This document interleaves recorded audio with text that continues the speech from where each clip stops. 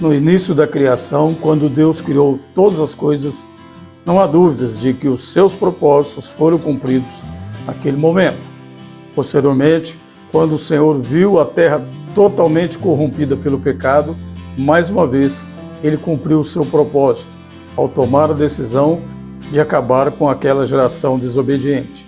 Através do dilúvio, a morte chegou para os incrédulos, sendo preservada, porém, a vida de Noé e dos membros de sua família, além dos animais que existem até os dias de hoje. Todavia, não podemos nos esquecer que a vida de Noé somente foi preservada porque, primeiramente, ele achou graça diante dos olhos de Deus, e também pelo fato de ter o Senhor visto nele certas qualidades que ninguém mais possuía naquela época. Segundo a Bíblia nos revela no capítulo 6, versículo 9 do livro de Gênesis, Noé era homem justo e perfeito em suas gerações e andava com Deus. Veja bem, ao dizer que Noé era perfeito, a Bíblia está querendo dizer que ele era um exemplo para as demais pessoas. Pois é óbvio que não existe perfeição do homem em razão do pecado.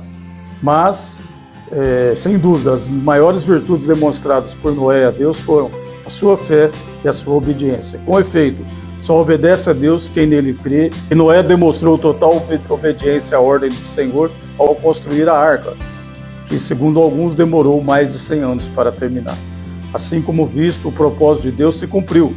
Ao examinarmos as Escrituras, é possível constatar que o mais grandioso propósito de Deus foi cumprido quando ele aceitou enviar o seu Filho Jesus ao mundo para nos salvar. Pois com certeza, se isso não tivesse acontecido, a ira do nosso Criador já teria se manifestado e não existiria hoje uma alma viva sequer para contar a história da humanidade. Na realidade, a vida na Terra só subsiste e permanece existindo até os dias de hoje pela infinita graça e misericórdia de Deus e pela presença do Espírito Santo em nosso meio. Tudo isso nos mostra que só existe um caminho certo a seguir, pois com certeza o propósito de Deus é salvar todo aquele que nele crê. Consequentemente, se eu quero fazer parte dos propósitos de Deus para a minha vida, basta ter um mínimo de sabedoria e temor, pois é evidente que a cada dia da nossa existência na Terra, isso corresponde a um dia menos da nossa jornada nesse mundo. Não se trata aqui de colocar medo em ninguém, pois não fosse assim, Jesus não teria feito qualquer promessa de continuidade da vida após a nossa morte física. Na verdade, não temos que temer nada nessa vida. Temos é que acreditar que o amanhã será melhor do que hoje, porque Deus está no controle de tudo. Tal situação comprova que Deus ama a todos que nele crê e sabem que os seus propósitos continuarão a se cumprir, independente da nossa vontade, assim como aconteceu com Noé e com o seu Filho Jesus Cristo. Quando oramos e manifestamos a nossa fé, Deus torna possível experimentarmos o melhor que Ele tem preparado enquanto estivermos aqui ou aonde Ele nos levar. Diz a palavra em 1 Coríntios 2:9, mas como está escrito, as coisas que o olho não viu e o ouvido não ouviu e não subiram ao coração do homem, são as que Deus preparou para os que o amam. De tudo que foi falado até aqui, podemos chegar à seguinte conclusão: se eu tenho propósito na vida, devo entender que a concretização desses propósitos pode se tornar realidade.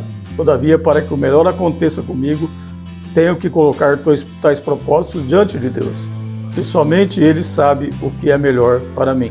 Nunca se esqueça, segundo o livro de Provérbios 16:9, o coração do homem considera o seu caminho, mas o Senhor lhe dirige os passos. Que Deus seja sempre a prioridade das nossas vidas. Nesse sentido, vamos orar. Senhor, meu Deus e meu Pai, agradecemos por mais esse momento, por essa oportunidade e te pedimos, Senhor, através da oração que lançamos a Ti, que o Senhor venha nos dar sabedoria e discernimento para escolher sempre obedecer à Tua vontade e crer no Senhor, porque o Senhor tem coisas boas e grandes, como a Tua palavra nos revelou aqui, para todos nós. Que Deus abençoe a todos, jamais falte a alegria de viver, porque realmente quando nós estamos na presença do Senhor, essa alegria se multiplica, essa alegria se renova, essa alegria faz a gente perseverar e continuar até que o Senhor volte ou até que Ele nos leve para a glória.